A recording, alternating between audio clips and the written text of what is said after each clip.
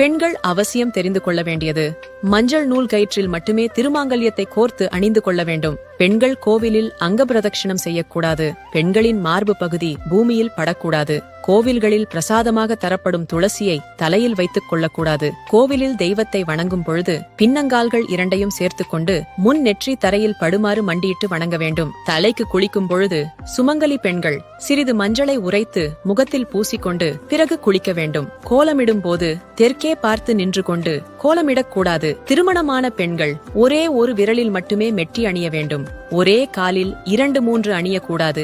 அணிவதால் ஆரோக்கியம் மற்றும் கணவனின் வளர்ச்சி, உடல், வருமானம் பாதிப்பு அடையும். கர்ப்பமான பெண்கள் உக்கிர தேவதைகள் இருக்கும் கோவிலுக்கு போகக்கூடாது. பெண்கள் கிழக்கு திசையை நோக்கி குங்குமத்தை 2 புருவ மத்தியிலும் உச்சந்தலையிலும் இட்டுக் கொள்ள வேண்டும். திருமணமாகாதவர்கள் உச்சந்தலையில் இட்டுக் கொள்ளக்கூடாது.